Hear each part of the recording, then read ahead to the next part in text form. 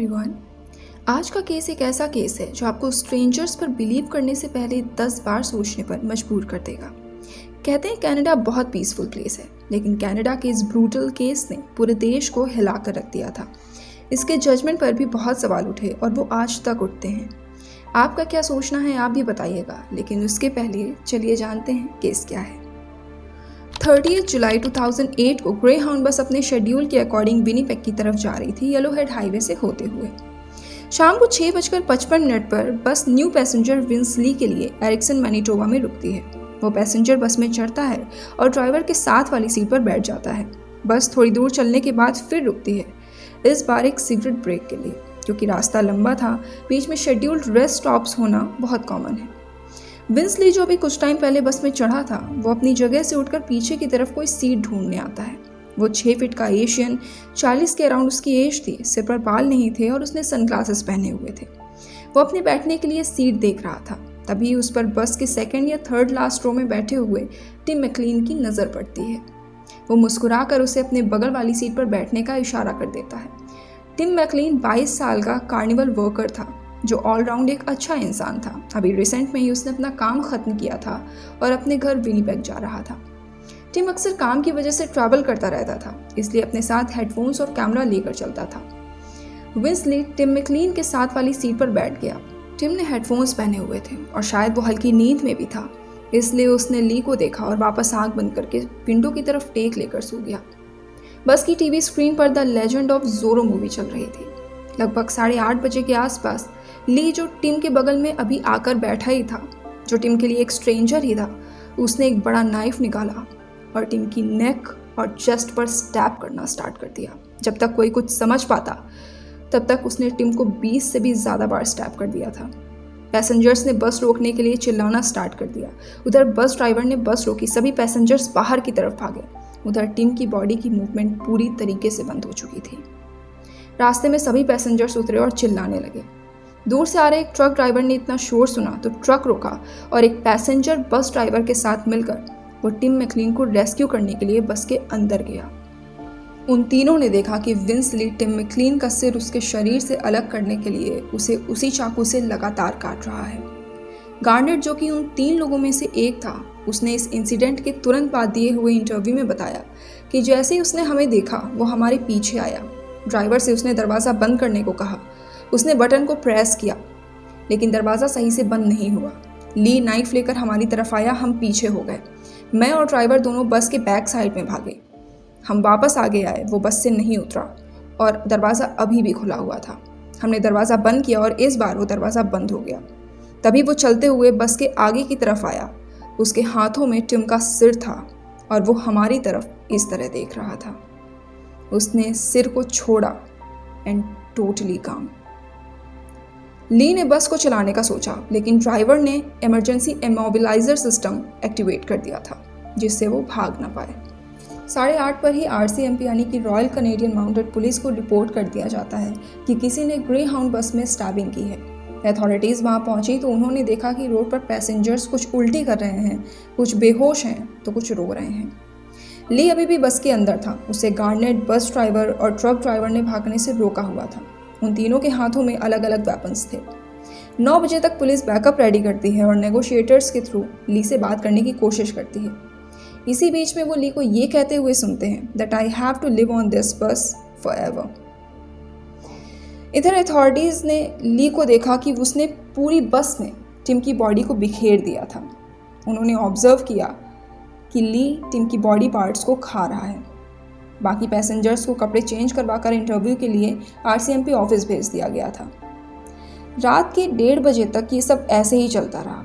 तभी ली ने बस की विंडो तोड़कर भागने की कोशिश की, लेकिन उसे तुरंत पकड़ लिया गया। उसके पॉकेट में टिम के नाक और कान मिले। उसकी बॉडी में, यानी कि टिम की बॉडी में, आँखें, जीभ और हार्ट के कुछ पार्ट्स थे जो मिसिंग थे। वो कहीं पर भी नहीं मिले। ये वही पार्ट्स थे जो ली खा चुका था और ये बात भी गार्नेट ने इंटरव्यू में ही बताई थी। इधर इंटेरोगेशन में ली से पूछा गया उसने ऐसा क्यों किया, तो उसने क्लेम किया कि गॉड ने मुझे ऐसा करने को कहा। उन्होंने कहा इसे मार दो वरना ये तुम्हें मार देगा। वो वापस जिंदा ना हो जाए, इसलिए उसके बॉडी पार्ट्स को अलग अलग कर दिया। लेकिन उसने बॉडी पार्ट्स खाए हैं इस बारे में उसे कुछ भी नहीं याद था। Lee had recently lost his job. वो पार्ट टाइम मैकडोनल्ड्स और न्यूज़पेपर की डिलीवरी करता था। विनीपेग में उसका जॉब इंटरव्यू है, ये बोलकर उसने डिलीवरी जॉब से टाइम ऑफ लिया था। एरिक्सन मैनिटोबा से ही वो बस में चढ़ा था, लेकिन बस में बैठने के पहले लगभग 24 घंटे से ली उस जगह पर रुका हुआ था। उसके पास 3 पीस ऑफ लगेज था। वो ग्रोसरी स्टोर के बगल में ही बैठा था। आई विटनेस के अकॉर्डिंग रात के 3 बजे वो आंखों को वाइड ओपन करके बिल्कुल स्ट्रेट बैठा हुआ था। सुबह उसने अपना लैपटॉप एक 15 साल के लड़के को $60 में बेच दिया था। जब उसको सेकेंड डिग्री मर्डर के चार्ज पर कोर्ट ले जाया गया तो उसने बस इतना बोला दैट प्लीज किल मी। ली ने ये तो एक्सेप्ट किया कि उसने ये सब किया, लेकिन उसने ये भी बोला कि उसने ये सब गॉड के कहने पर किया। डॉक्टर ने कहा he is suffering with schizophrenia, जिसकी वजह से उसे लगा गॉड ने उसे कुछ कहा है और उसे वो करना चाहिए। तो जो जजेस का फाइनल जजमेंट था उसके according Lee was not criminally responsible for killing. Yes, mental health care में उसे भेज दिया गया। टिम की मौत के 5 महीने बाद his girlfriend give birth to a boy. Vince Lee जो मेंटल हेल्थ केयर भेजा गया था, अब 9 साल का कोर्स कंप्लीट करके वो पूरी तरह से फ्री है। 2016 में उसने अपना नाम बदलकर विल बेकर कर लिया। अब वो बिना किसी रेस्ट्रिक्शन के कहीं पर भी रह सकता है, because in 2017 he was completely discharged. उसके डॉक्टर ने कहा कि बहुत लो रिस्क है कि वो दोबारा कभी अपनी लाइफ में ऐसा कुछ करे।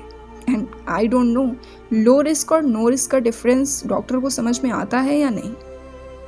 I mean just think about it. आपके पड़ोस में कोई रहने आया है जिसने इतना ग्रूसम मर्डर किया है, वो भी एक स्ट्रेंजर का ही, और कोर्ट और डॉक्टर ने उसे लो रिस्क बोल करके पूरा फ्रीडम दे दिया है। ऐसे में क्या आप अपने घर में आराम से रह सकते हैं? आपको क्या लगता है इस केस में केवल टिम मैकलीन विक्टिम थे? नहीं, वो सभी पैसेंजर्स थे जिन्होंने अपनी आंखों के सामने इतना ग्रूसम मर्डर होते हुए देखा, किसी को इस तरीके से मर्डर करते हुए देखा हो, सिर को बॉडी से अलग करते हुए देखा हो, बॉडी पार्ट्स को खाते हुए देखा हो, उस सिर को ट्रॉफी की तरह अपने साथ लेकर टहलते हुए देखा हो। क्या वो लोग अपने घर जाकर आराम से सो पाए होंगे? गार्नेट, जिसने इस घटना के तुरंत बाद इंटरव्यू दिया और सब डिटेल में बताया, उससे रिपोर्टर्स पूछ रहे हैं, क्या आपने इससे पहले ऐसा कुछ देखा है? I mean seriously bro. उस इंटरव्यू का लिंक मैंने डिस्क्रिप्शन में दे रखा है, आप उसे देख सकते हैं। Now Garnett and that truck driver both are suffering with PTSD. One of the RCMP officer जिसने टिम की बॉडी को खाते हुए और काटते हुए देखा था, 6 years later he took his own life.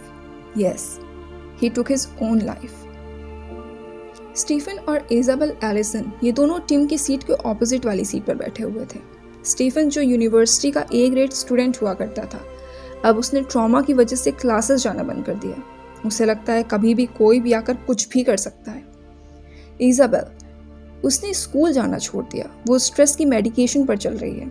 एक फीमेल पैसेंजर जो मेंटल इलनेस से सफ़र कर रही है, she gave birth a year after the bus attack, और उसकी बच्ची को सोशल वर्कर्स देख रहे हैं।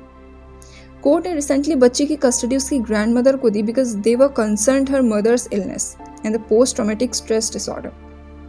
She still has nightmares. She has problems using public transit and trusting people.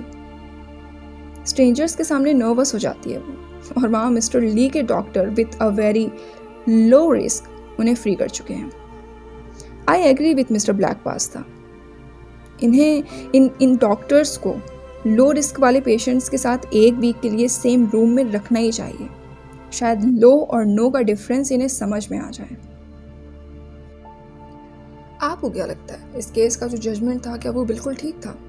आपकी जो भी राय है कमेंट सेक्शन में शेयर करिएगा। तब तक के लिए अपना ध्यान रखिए, खुश रहिए।